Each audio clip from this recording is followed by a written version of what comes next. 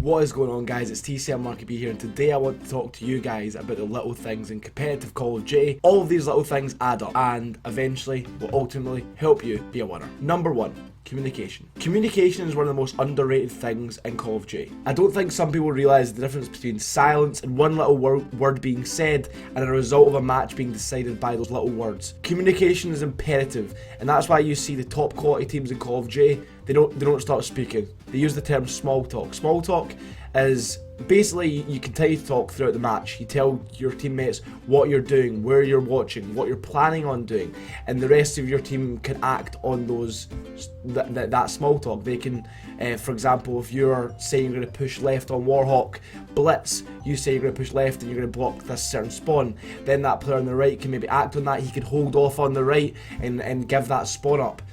I mean, all these sort of things come into effect in competitive Call of Duty and really can be the difference between a win and a loss. Next up is attitude. Having the correct attitude going into a game of Call of Duty is half the battle. I mean, if you look at some of the famous results in past history in Call of Duty, every single team that's maybe became victorious, teams like EG, they've always famously gone into every game with delusional confidence. I think that's the right attitude to go into every single match of every single game of Call of Duty you ever play. No matter who you're playing against, do not be realistic, be unrealistic in your goals, think you're going to beat everyone, and the results will follow. If you go into every single game of Call of Duty positive, with the right frame of mind, keep your teammates hyped, keep your teammates ready to go, playing at their best, there should be no reason why you cannot beat anyone.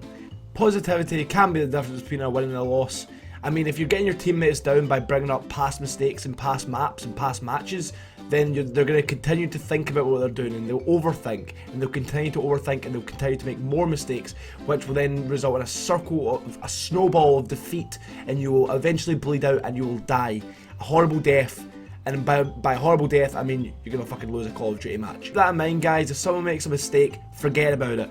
Don't talk about it during a match. Move on to the next round, move on to the next map, whatever. Talk about it after the series, when you've got some time to think. In these intense situations in game, it can just add to frustration, add to stress, and eventually add to pressure, which can result in a teammate or your entire team crumbling under the pressure. Preparation is the next thing that I want to talk about.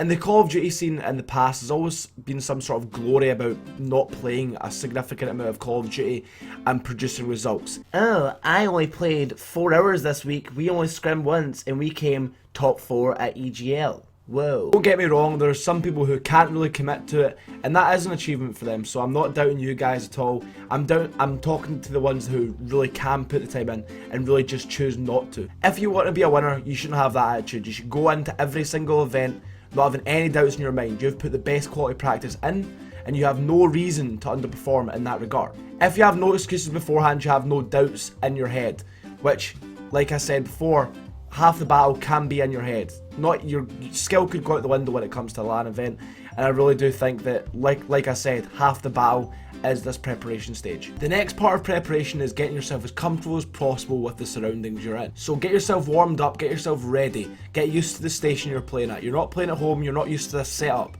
There could be a different monitor size, it could be a different response time.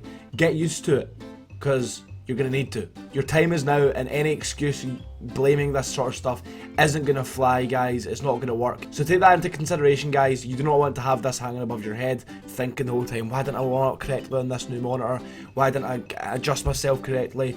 All these little things matter, and all come into effect at an event. Make sure you get enough sleep also. Sleep is something that's heavily overrated at events. You see some players staying up till ridiculous o'clock and being absolutely dead the next day. This can also be another game changer. You see teams crashing out of an event early Sunday morning due to lack of sleep, teams not being warmed up, ready to go, being full on alert, and this can be the difference. So guys, if you're wasting a lot of your own money going to an event, you're also representing a sponsor potentially. Make sure you're playing at your highest level. I know you're going for fun and to socialise with people, but at the same time you're going to compete. And if you're not playing at your best, you may give a bad idea of yourself. If you want to move up in the scene, you really need to make sure you make a good impression. Eat well. Try and avoid eating shit the entire weekend. I know sometimes it's unavoidable depending on what sort of event you're at, what the food options are surrounding the hotel you're staying in, the venue, but try as much as possible to eat healthy and eat well, because it will keep your energy levels at a high and allow you to continue for these long gaming sessions, especially if you drop down to the losers bracket. It could be a hard run. You could be putting a lot of intensity into your matches, and not only that, you could be playing Call of Duty for a long time in a row without much breaks. Hopefully you guys have enjoyed this video. Hopefully it's helped a couple of you guys out, and really some of you may have not even took some of this stuff into consideration. Make sure you hit that like button as well as subscribing, guys. I would really appreciate it. Hopefully you've enjoyed this video. I'll see you all later.